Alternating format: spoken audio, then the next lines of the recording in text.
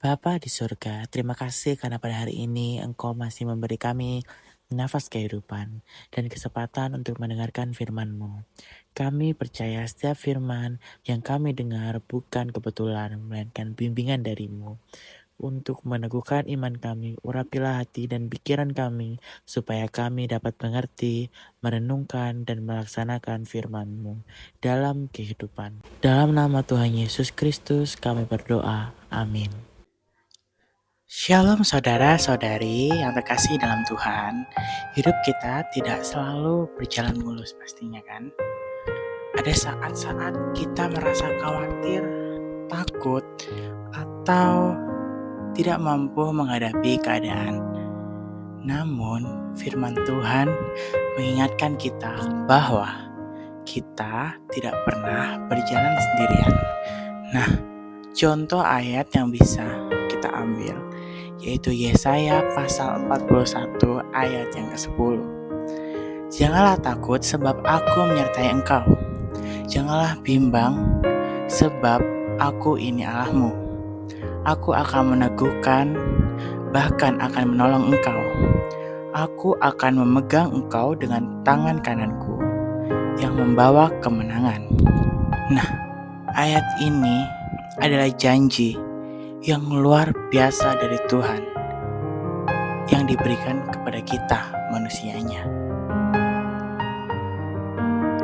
Dan kita bisa perhatikan dalam 3 hal yang Tuhan tekankan kepada kita. Yang pertama, jangan takut sebab aku menyertai engkau.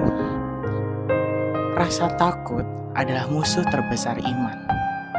Tetapi Tuhan tidak hanya berkata jangan takut, Ia memberi alasan. Sebab aku menyertai engkau, kehadiran Tuhan itulah mengusir ketakutan. Terus yang kedua, jangan bimbang. Sebab aku ini Allahmu. Kebimbangan sering muncul ketika kita merasa tidak yakin dengan masa depan, namun Tuhan berkata, aku ini Allahmu.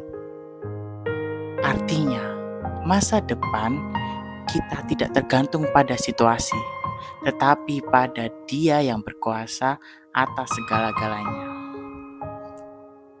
Terus yang ketiga, aku akan meneguhkan, menolong, dan memegang engkau. Janji ini bukan hanya kata-kata atau omong kosong. Tuhan sendiri yang akan menguatkan kita ketika kita lemah, menolong ketika kita tidak berdaya, dan memegang tangan kita supaya kita tidak jatuh. Nah, gimana sih kalian tuh bisa mengaplikasikan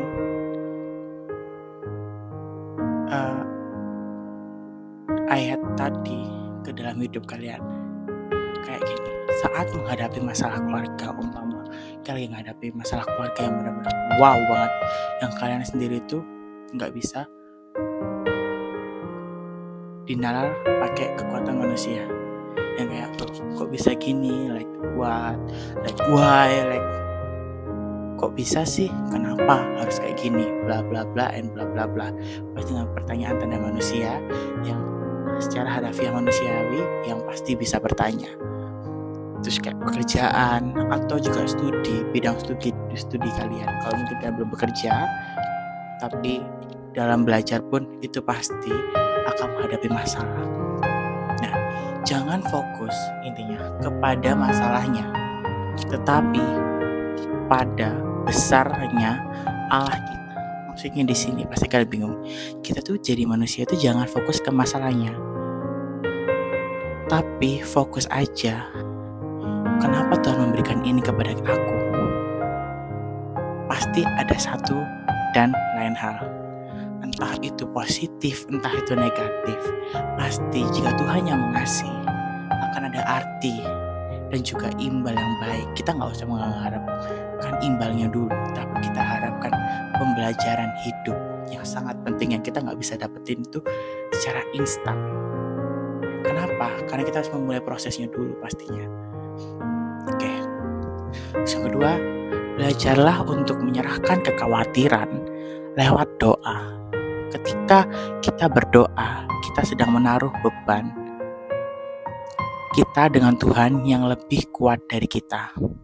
Jadi kita tuh kalau ada sesuatu yang mengkhawatirkan, problem, anything yang tidak bisa dipikirkan secara manusia, kita bisa curhat sama siapa? Sama Tuhan pastinya, guys.